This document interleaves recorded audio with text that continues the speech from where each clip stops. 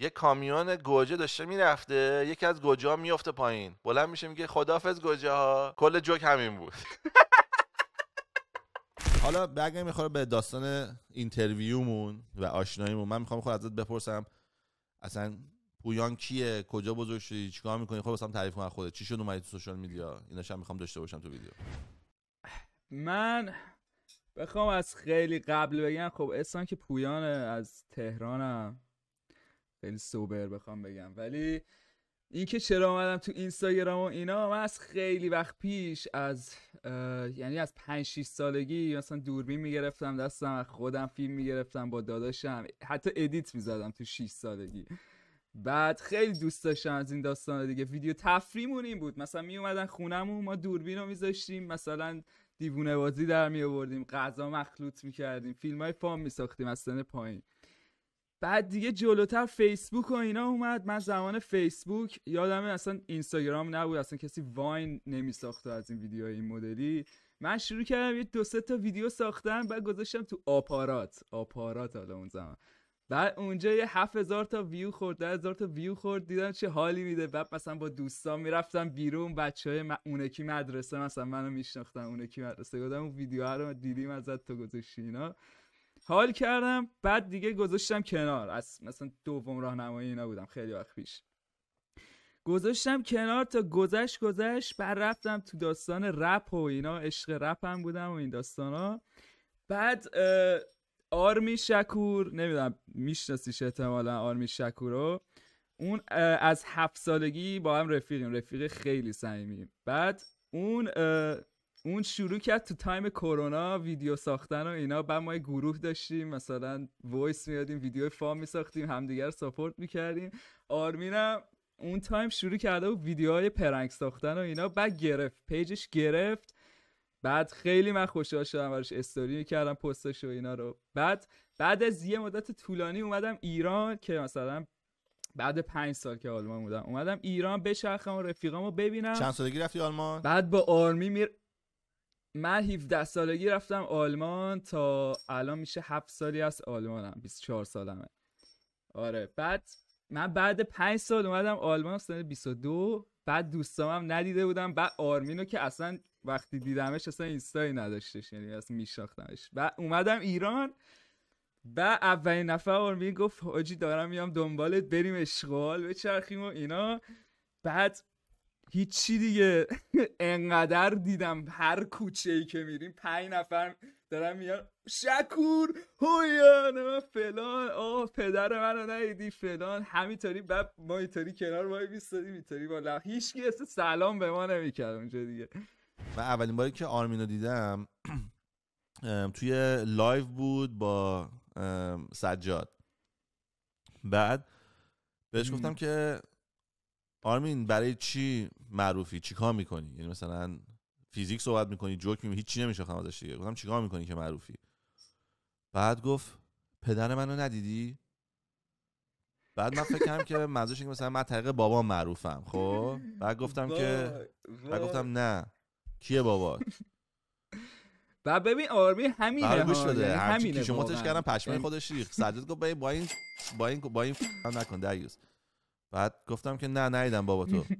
بعد گفت پدر منو ندیدی؟ بعد اینجا فهمیدم که کارش اینه که یه چیزی احمقانه رو هی تکرار میکنه. حالا نمی‌دونم که فقط اینو تکرار میکنه، من فکر کنم مثلا چیز دیگه هم هست.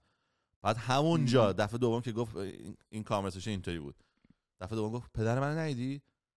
گفتم پدر تو منم، اون مادر دت منو از تو جدا کرد وقتی تو به دنیا آمدی. 20 ساله دارم دنبالت میگردم، اینجا بالاخره پیدا کردم. بعد روانی تو سوه سجاد گفت بابا این دیگه خیلی مریضه، بابای من ندیدی تو خیابون میگفتی میبرده پسرم. حالا ما بعد اینو گفتی سوبر شدش یا ادامه دادش؟ نه خندید و فرین چیز شد اصلا. خندید. بعد من بار اول که دیدم، بعد از 5 سال آرمینو دیدم و اینا، ما هم همینطوری بود. قشنگ رفتیم رستوران غذا سفارش بدیم، بعد آرمین مثلا دریوری محض میگفت به یارو، بعد منم چرت و پرت میگفتم جفتمون چت.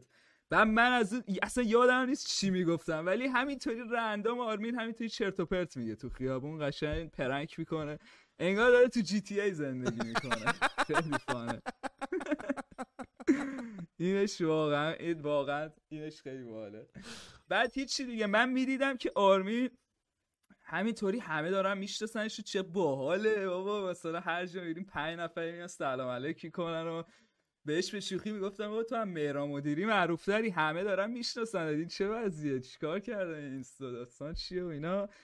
بعد منم چون خیلی آدم رقابتی ام و خیلی همیشه دوست دارم این داستانا رو، خیلی دوست دارم که خودم رو امتحان کنم و اینا، گفتم بذار منم یه استارت بزنم ببینم چی میشه. من که از خیلی وقت پیش مثلا این کارا رو میکردم، بذار منم یه ترای بزنم، شاید منم کارام شدش دیگه. بعد رفتی توشو، بعد اون وقت چی شد که یعنی چه جوری انتخاب کردی چیکار کنی؟ گفتی مثلا بامزه باشم، حرف بزنم، جوک بگم، چی شد؟ یا فقط خودتی؟ ببین من اصلا هیچ تکنیکی یا هیچ رولی، هیچ قانونی چیزی نداشتم روی پستام، یعنی اصلا قرار نبود که واقعا به معنای واقعی قرار نبودش این کارو شروع کنم، یعنی تو ذهنم بودش که اگه 1% بشه باحاله و اینا، ولی اون اوایل به فقط برای این پوینت که خب بذار پست بذارم بین رفیقای خودم معروف شم، مثلا رفیقام بخندن فانه و اینا، میذاشتم که تو خودت لایک کردی یکی از پستای منو، پرام ریختش. بعد گفتم بذار آروم آروم هی جدی ترش کنم، خفن ترش کنم. بعد کچی بیتس یه بار کامنت گذاشت روی یکی از ویدیوام، ایلنویز کامنت گذاشت لایک کرد. بعد گفتم من دارم با این کیفیت پایین ویدیو میذارم، بعد انقدر حمایت میکنن، انقدر مثلا آدمای شاخ، مثلا آدمایی که مثلا خودشون معروفن به جای رسیدن دارن ریاکشن میدن. گفتم بذار من ادامه بدم که حتما بقیه هم حال میکنن با ویدیوام دیگه. بعد ویدیوها رو هم از همین شروع کردم واین ساختن دیگه، از ویدیوهای کوتاهی که ریلز دیگه، میدونی چیه؟ خب بعد ریل ساختم. ولی مثلا همین آیدیایی که تو مثلا شومبولانس منم نیستی، این مثلا از کجا اومد؟ اینو دیدی جایی خود نشستی فکر کردی این بامزه است بگم؟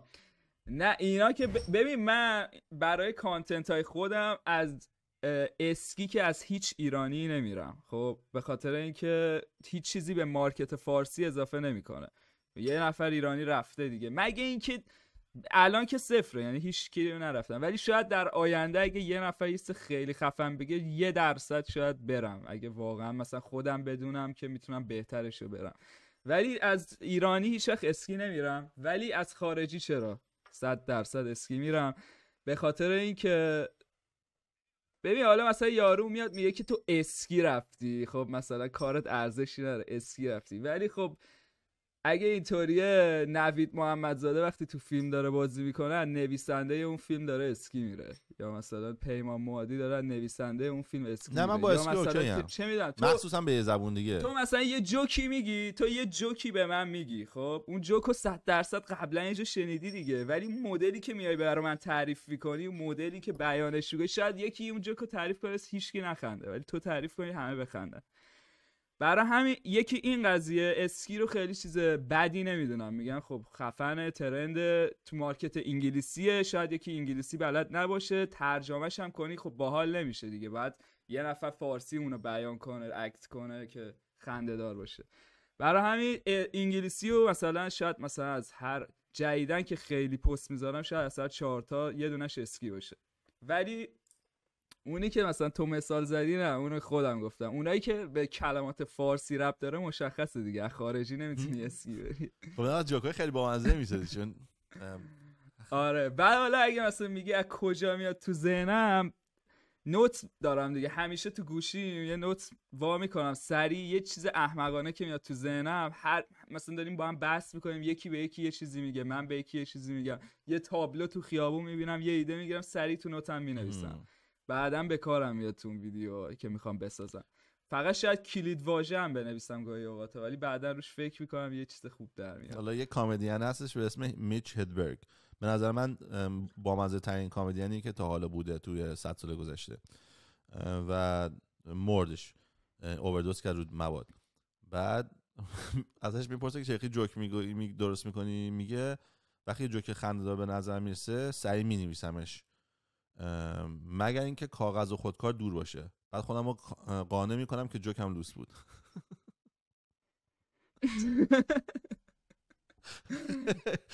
کمدین شیرازی بود. خیلی آدم خفنی بود، من عاشق این آدم بودم. میگه یکی از جوکاش کلا اینه، میگه سگا در همیشه لحظه آمادن برن دیگه. شنا. چرا؟ واو what the fuck bro. جوکاش بعد دارک همینو شد میگه دست. پشت سرش یکی دیگه میگه، یکی دیگه. ببین جوکاش به هم ربط نداره، خیلی جالبه. یعنی تو کم کامنت، چون کامنت یه استوری تعریف میکنن دیگه. ببین یه چیز جالبی هم که من برای ایده فهمیدم، اصلا شاید الان بگی دارم چرت و پرت میگم ولی خیلی میک سنس میکنه اگه امتحانش کنی. خب من اینو چون رپ میکردم رو رپ این ایده رو گرفتم. تو وقتی میخوای تکست رپ بنویسی، ورس بنویسی، من اینطوری تکست می‌نوشتم، مثلا یه بیت میذاشتم چرت و پرت میگفتم. خب مثلا چرت و پرت میگفتم فری استایل، و خود به خود از اون چرت و پرتایی که رو میکروفون ضبط کردم مثلا میگفتم فلوی خوبی در اومد، این تیکه یه پانچ شانسی خوب در اومد. خب همین کارو مثلا من با رفیقام میشینم 3 نفری 3 تایی شروع کنیم چرت و پرت، هر دهنمون رو وا میکنیم، هر چی از دهنمون در اومد و میگیم چرت و پرت. یعنی شروع میکنیم اولش دریوری و لوسه. خب بعد هی میره جلوتر هی فام میشه خود به خود. بعد از اون چیزای فانی که میگیم بعد جدا میکنیم چیزای باحالی در میاد. حالا یه بار میخوام یه همچین پادکستی رو ضبط کنم، قبلا ضبط کردم نشده بذارمش، ولی این کار رو حتما میکنم. خیلی پادکست خفنی میشه که 3 نفریم نشستیم داریم چرت و پرت محض میگیم، ولی چرت و پرتا میک سنس میکنه بعد یه مدت و خیلی باحال میشه.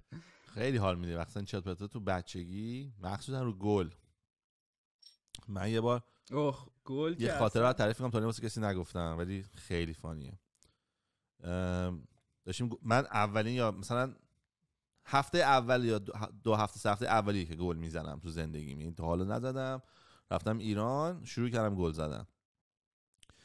بعد داریم پانتومیم بازی میکنیم، من و یکی از دوستام و علیرضا جی جی. بعد چون 3 نفریم من یه سیستم جدید درست کردم. میگم من یه چیزی میگم به فلانی باید اینو اکت کنه تا علیرضا بفهمه. اگه علیرضا گفت چی داره اکت میکنه، اینا نفری 5 امتیاز میگیرن. اگه علیرضا نتونست بگه اون چی داره اکت میکنه، من 10 امتیاز میگیرم. اینجوری بود که 3 نفری بتونیم پانتومیم بازی کنیم. بعد حالا من یه چیزی گفتم به این فلانی هم داره اکت میکنه، علیرضا باید بگه چی گفتم. گفتم یه فوش دادم به مامان علیرضا ها، یا نمیدونم چیه. فلانی هم میره بالا وای میسته و اول اینطوری میکنه، بعد علیرضا میگه که مثلا بچه، بعد اینجوری میکنه، بعد میگه مادر، بعد میگه اوکی فهمید مادر. بعد علیرضا نشون میده میگه مادر من، بعد یه حرکتی میکنه که یعنی فوش. بعد علیرضا میگه که من اینجا برعکس معذرت میخوام اگه میخواین صداتون رو کم کنین، فقط قراره بیب بیب بشنوین. بعد علیرضا وایساده، بعد علیرضا فهمیده داستان دیگه. میگفته مثلا میگه مادر علیرضا بده.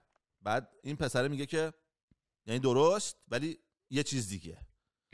یعنی گرفتی کانسپت درسته. بعد حالا فکر کنم شروع میکنه هر چی فوش. من گل زدم افتادم رو زمین دارم قه میخندم، این یکم فقط داره اینطوری میکنه. علیرضا میگه مادر علیرضا نه مادر علیرضا تنین مادره، مادرشو بکنیم همه مادر علیرضا رو ببین فقط داره به خودش فوش میده. من دارم قه میخندم، اینم داره اینطوری میکنه. بعد مامان بزرگ علیرضا میاد میگه علیرضا چه مرگته که داری به مامان. من بودم اگه درست میگفتم باید اینطوری میکردم. آخرش نتونست درست بگه و باخت. فکر کن وایسی واسه 3 دقیقه فقط فوش خار مادر به خودت بدی و ببازی آخرش. یعنی اصلا یکی از بهترین بردهای من تو زندگیم بود.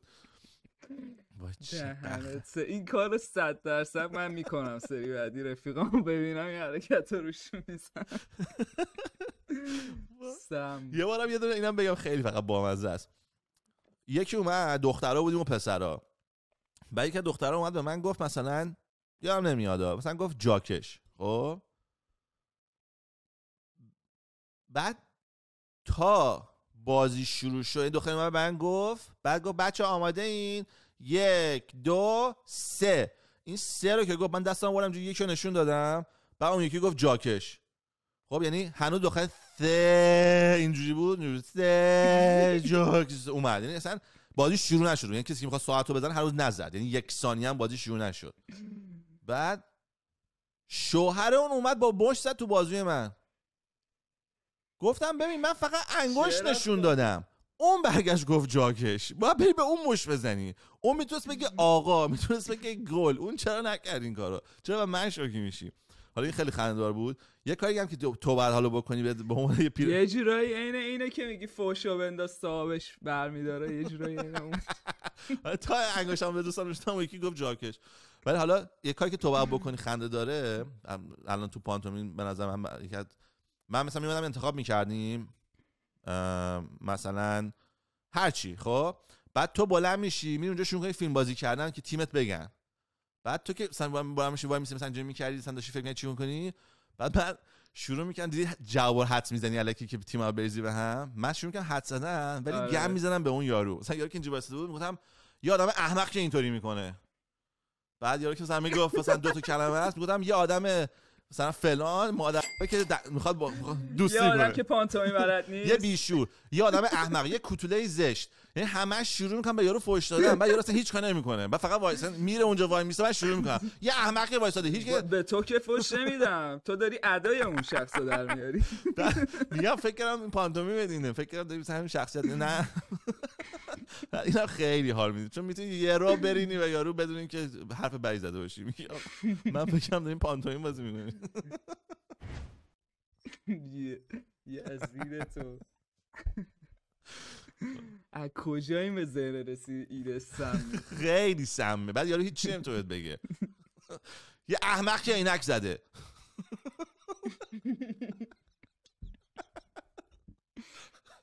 دهنت سرویس. وای خدا چه جوونی من داشتم. تو نمی‌دونی من چقدر کم میخونم. یه بار دیدی تو جمع دخترا میان آهنگ میخونن، یه دختره اومده بود آهنگ میخون، بعد بهش گفتم جون من آهنگ نخون، ما نه آهنگ ایرانی گوش میدیم، من صدای تو قشنگی، جون من نکن این کارو. بعد دوباره آهنگ خون.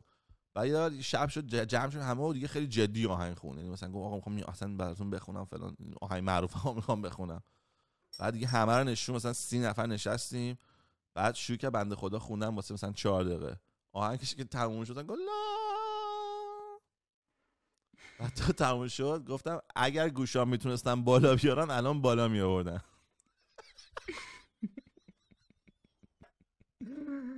یزید. وای ببین یه 30 نفر منفجر شدن، هیچ کی نتونست جای خودشو بگیره نخنده. هیچ میگم وای کلا تو این روک بودنه تو معروفی دیگه، اصلا بفرمایید شما دیگه خاطرش مونده دیگه. ولی یه سری بدیا کردم. من معذرت میخوام از همین خانم از این تریبونمون، ولی جوک بود دیگه. من پوینت این نبود که اونا ناراحت کنم، پوینت این بود که 30 نفر رو بخندونم. میفهمی من اونجوری نگاه میکردم. آقا یه سوال میخوام واسه نظرت چیه؟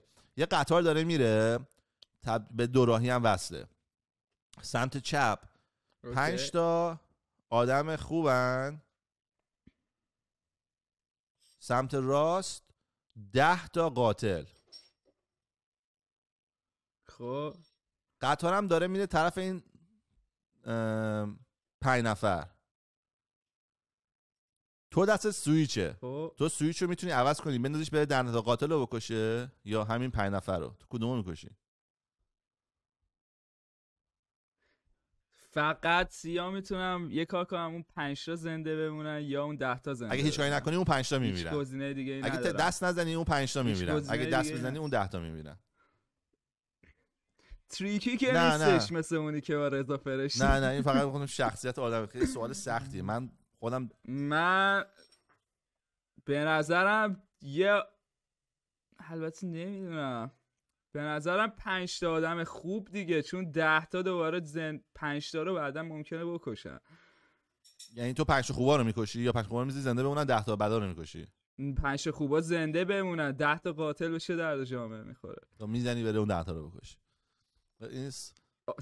تو خودت چیکار من نتونستم جواب بدم. به نظر من انقدر ساده است اینطوری گفتم. نه من نتونستم جواب بدم. من هر چی فکر کردم خب اون 10 نفر قاتل بودن، من نمیدونم رو چه حسابی قاتل بودن، شاید سلف دیفنس حتی بوده، زندانشون رفتن پس بدهکاریشون دادن نسبت به اون چیزی که ما گفتن کسی رو بکشی 20 سال بزن. آقا یه سوال دیگه من میپرسم همین. خب تو 5 تا آدم سالمو که هیکلی و سیکس پک خفن یه کار میکنی زنده بمونن، قدا بلند، سیکس پک، همه چی زیبا، سالم از نظر بدن، یا 10 من تا آره آدم رو که حسودی اولیار رو میزنم بکشم دیگه، انقدر تازهشون تعریف کردی. تو که قدت بلنده عزیز. اصلا ولی به نظر من 10 تا ویلچری با احترام به همه کسایی که مثلا مشکل دارن، ولی یه جورایی اِوولوشنه به نظر من. خب آره، ولی فرض کن یکی از اون 10 تا فلجا استیون هاکینگ بود. خیلی دارکه. خب نه دیگه، من منظورم اینه که همه چیز دیگه شون یکسانه، فقط اونا رو خب اونجوری که بس بزن ویلچریا رو چون قطاره داره میره دیگه. تو حق انتخاب هاکینگ بود که آره. خب نه ببین آره اصلا اونم در نظر نگیریم، ندونیم پیش زمینشونو، حداقل ما ویلچری و بدن سالمو که میبینیم، از بین اون حداقل میگیم که سالمه داریم. یه یارو قطار داشته میومده میبینه که ریل خرابه، تیشرتشو در میاره و آتیش میزنه، شبم بوده، تو سرما قطار رو نگه میداره، قطار که با یه نارنجک میندازه زیر قطار منفجر میشه، میگیرنش میانش داده. میگن خب مردی که حمالی که داشت خوش میرفت تو سوراخ واسه چی نگهش داشتی؟ میگه آقا من همیشه این دهقان فداکار حسین فهمیده رو قاطی میکردم.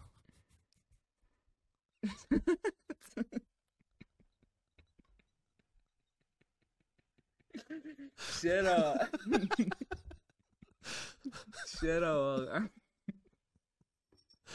واقعا مورد علاقه ترین جوکت چیه؟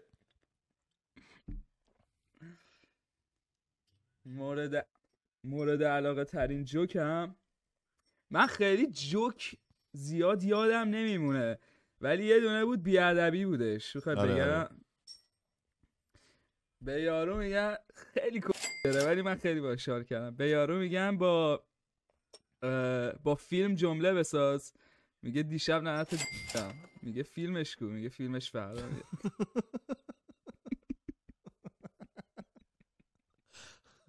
من تقریبا همین ریختیه. به ترکه میگن که دو تا، میگه ها، میگن دو تا، میگه آها. واو. توی دانشگاه شریف که رفتم، نمیدونم میدونی یا نه، دانشگاه شریف تهران از من دعوت کرد برم واسهشون چیز دقت کردی جوکای بی‌مزه بعضی اوقات خیلی خفن ترن. اصلا یه دونه بود بچه بود، خواهرم در ما سرویس کرد، میگفت یه کامیون گوجه داشته میرفته، یکی از گوجه ها میفته پایین، بلند میشه میگه خداحافظ گوجه ها. کل جوک همین بود. و اینو مثلا 5 سال تعریف میکرد، داشتم دیوونه میشم. این عالی بود. میدونی جوکش تو چیه؟ جوکش تو اینه که تو داری وقت طرف مقابل رو میگیری با این چیزا. خیلی باحاله. راست میگی. تنها پوینت جوک اینه که 5 سال از یارو گرفتی که هیچ جوری نمیتونه پس بگیره. آره. یعنی جوکش اصلا تو جوک نیست، یه چیزی بیرون ماتریکسه. حالا آلمان تنها زندگی میکنی یا ما خانواده؟ من تنها زندگی میکنم، زندگی دانشجویی تو خوابگاه مرز هلند دیگه. چی درس میخونی؟ میایم درسم وقت کنم میخونم دیگه، هم کار میکنم هم درس میخونم، ویدیو کار چیکار میکنی؟ کارم جای مختلف کار کردم دیگه، کار دانشجویی تو مکدونالد کار کردم، توی آمازون کار کردم دیگه. تو مکدونالد کار میکنی؟ غذا میتونی بخوری یا نه؟ زیاد اصلا خیلی. یعنی میگن وردار یا دوزی میشه برداشت؟ ببین بستگی به شف که چی میگن به انگلیسی، بستگی به رئیست داره که اوکی باشه یا نه. خب ما یه دونه رئیسمون بد اخلاق بود، اون نمیذاشتش بخوریم. خب ولی باز با این که نمیذاش بخوری، تو میتونی هر غذایی میخوای بخوری 50% دیسکانت روشه، بعد از حقوقت کم میکنن. ولی مثلا سیب زمینی و بعد سیب زمینی و نوشابه ولی میتونی لیمیتد فری بخوری. ولی حالا مثلا رئیس خوبا که هستن، تو مثلا هر چی میخوای برمی‌داری میخوری، کسی نمینویسه حقوقت کم کنه. بعد تازه مثلا تو ما مثلا میخواستیم اذیت کنیم اون شف بده که بودش، اون رئیس بده که بودش، یه برگر کوچیک برمی داشتیم مثلا 1 یوروه، ولی مثلا 10 تا توش مثلا پتی میذاشتیم. بعد میگفتن این 1 یورو 50 سنت حقوق هم کم کن. وا نمیکرد داخلشو ببینه که میبردیم مثلا 10 تا برگر از توش در میاد. یه بار ما یه کار کثیف اینطوری کردیم، یه رستوران هستش که میتونی هر چقدر غذا بخوری توش. بعد سوشی رفتیم، بعد زیاد بودیم مثلا 7 تا 8 تا پسر، باید رفتیم یه سوشی پلیس. اینا که هر چقدر میتونی برداری رو ما دهنش ببین از ما بدتر کردی یا نه. ما نفری یه دونه از این قابلمه کوچولا با خودمون بردیم، از این پلاستیکی که درش بسته میشه. بعد همه داشتیم تو کاپشنامون. آقا نشستیم غذا سفارش میدادیم، هر چی یه دونه می‌ذاشتیم دهنمون، 3 تا تو اینا، یه دونه دهنمون. بعد 8 نفر بودیم، یارو میاد مثلا 50 تا سوشی میذاش، میرفت تو آشپزخونه، آب بیاره تموم شده بود. بعد داشت دیوونه میشد که چه اتفاقی داره میفته. خلاصه ببین آخه داستان این بود که همه پسرا اومدن خونه من، یه داستانی بود 3 روز تعطیل بود. بعد گفتم بچه‌ها 3 روز میخوریم، من فقط اشغال کنیم، میکشیم و میخوریم و بازی میکنیم با هم باشیم. دیگه همه خونه من بودن واسه 3 روز. روز اول بلند شدیم صبحونه‌مون رو خوردیم، گفتم بچه‌ها بیاین ناهار بریم آبی کنید. بعد یه عالمه سوشی برمی‌داریم میدوزیم میاریم خونه، واسه 2 روزم خونه سوشی میزنیم. همه گفتم برو بریم. دیگه رفتیم رستوران خالی کردیم. حالا اینم واقعا باورش شاید نشه، وقتی بلند شدیم داریم میریم، یکی از بچه‌ها وایساده به اسم تکین. بعد یه دونه حالا مثلا فرض کن اگه این جعبه غذاست، این کاپشنش اینجوری گرفته دستش، بعد من دور میزنم میبینم به مرگ مامانم اگه این کاپشنشه، این غذا ازش افتاده بیرون، این بالای این قابلمه‌ها یا پلاستیک‌ها یه چیز اومده بالا دیگه که در فشار میدیم میره توش. این بالای این به دکمه یا زیپ یا یه چیزی از کاپشن این گیر کرده. یعنی این اگه تکون بخوره این اینجوری میفته پایین، درش باز میشه سوشی میپاشه همه جا.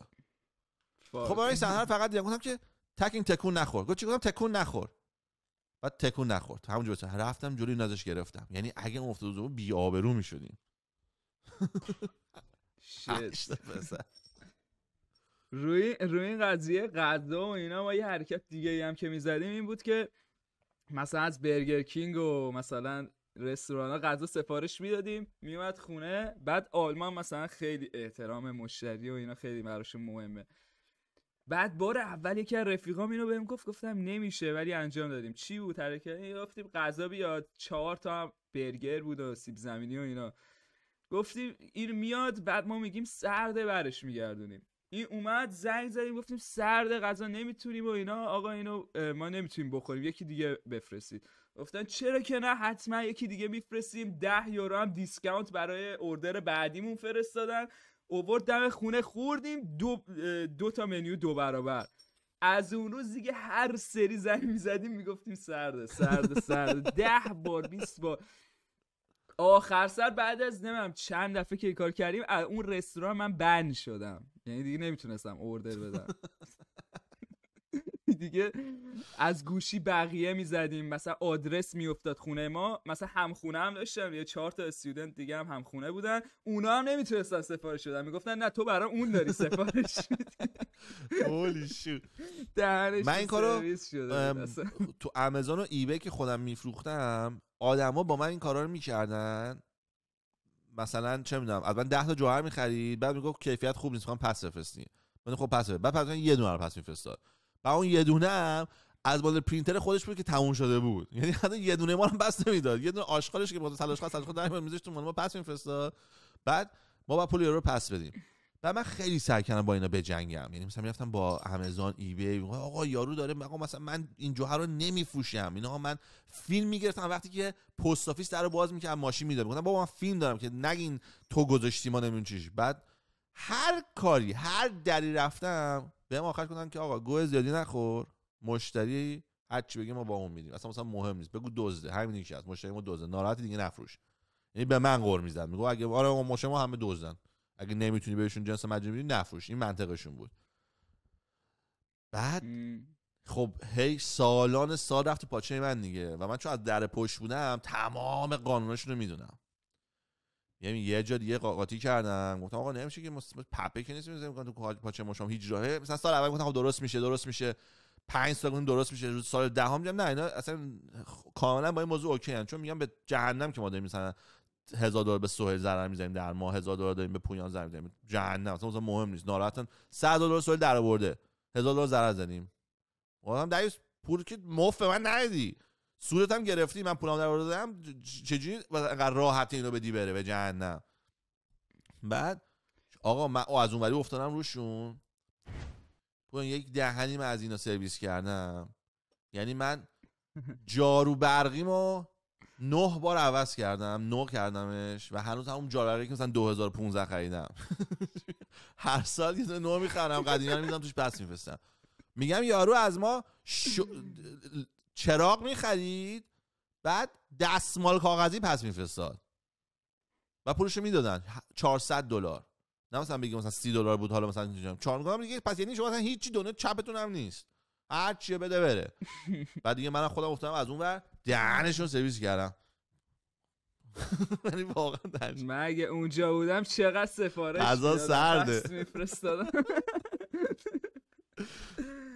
وای من الان آره این قضیه خیلی، ولی الان خیلی آروم شدم. یعنی الان تو اون قدری که آروم شدم که مثلا یه چیزی میاد حتی اشتباه باشه قور نمیزنم، میگم حالا $100 اشتباه بود. ببین من حس میکنم این به خاطر اینه که من واقعا هیچ منطق دیگه پیدا نکردم، حس کردم به خاطر اینه که ما بیشعوریم. یعنی امثال منن که امثال من کمه و خب اینا میگن خب انقدر یه آدم بیشعور نیست مثلا غذای سرد و سالمو بیاد پس بده که برای همین روی اعتماد همه چیزشون میشه. آره اینجا من واقعا بگم زیر 1% این کارو میکنن. یعنی ما از هر 1000 تا اوردر داشتیم یکی قور میزنه، اعتماد میکنه طرف. آره واسه همینم من بهت میگم، چون من دیدم تو آمازون اینا انقدر پایینه که اصلا نمیام بکنم، ولی خب اتفاق میفته. یعنی برای کسی که سلره چپ و راست اتفاق میفته. چپ و راست مثلا میشه ماهی بین مثلا 3 تا 10 بار. حالا مثلا من فروشم بود روزی تقریبا $10,000-12,000 روزی میفروختم. توی اون رنج مثلا ماهی $300,000، تو اون رنج تو بین 7 تا 10 نفر در ماه میکردن تو پاچت. حالا $300 میفروختیم، اون اوردرام اوریجمون بود $25. مثلا من نمیدونم اوردر چی بود، 7 تا $25 میشد $200. یعنی فکر کن $300,000 میفروختیم، $200 آدمای مثل تو و من بودن. یعنی در واقع آدمای مثل تو، منم اومدم تو تیم شما. گفتم خب چرا من خیلی دلم می‌خواست بیشور بودم، چرا نه غذا مجانی بود، چه ایرادی داره کسی هم که قور نمیزنه. آره من احمقم. اومدم تو بازی اصلا شکم نکن.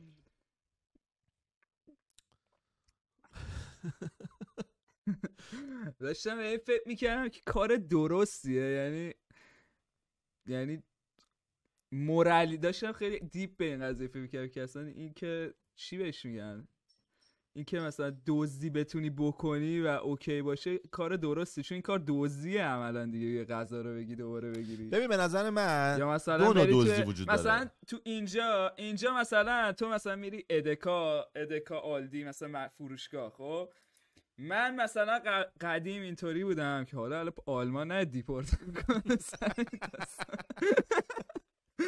من حالا سر این قضیه خب میگفتم که آقا خب زشته چرا بری از فروشگاه غذا برداری و اینا، مثلا مگه نداری، یا مثلا دزدیه فلان بیساره کر بشه واسه پول نی آره کر میشه. بعد اصلا گفتم این که اصلا سودی خودم رو قانع میکردم دیگه، این که اصلا چیزی حساب نمیشه در برابر سودی که اینا میکنن. بعد آخرین تیر آخرم هم این بود که رفیق آلمانی پیشم دزدی کرد، یعنی یک مثلا ساندویچ برداشت و اینا. گفتم خب اوکی دیگه، خود آلمانیش داره این کارو میکنه دیگه، منم بکنم دیگه. بعد دیگه از اون روز هر موقع مثلا حال کنم مثلا میرم تو مغازه، مثلا یه هات داگ میخورم آشغالشو میندازم دور، یا مثلا تونه ماهی میذارم جیبم. بعدش من فکر می‌کردم که این الان کار درستیه بدیه، یعنی اصلا این کارو ببین به نظر منه ها، یعنی کاملا هنوز تو میتونی جواب تو کاملا. بعد قبل از اینکه بگی اینم اضافه کنم، بعد من آدمیم که اصلا حتی با رفیقام یا مثلا نزدیکام اصلا فکرم راجع به این نمیره که مثلا از جیب یارو مثلا دزدی کنم یا مثلا تو پاچه یکی کنم، ولی مثلا فروشگاه رو حس میکنم مثلا یه گیمه، مثلا برو بردار دیگه. ببین من همین که تو میگی با دوستا و آدمایی که میشناسم چه کاری نکردم، همیشه هم مثلا در لولی که اگه یارو مثلا به من یه مثال میزنم، حالا شاید نباید میزدمش، نه که نباید میزدمش، دوست داشتم نگم ولی میگم فقط چون بچه‌ها باید بدونن.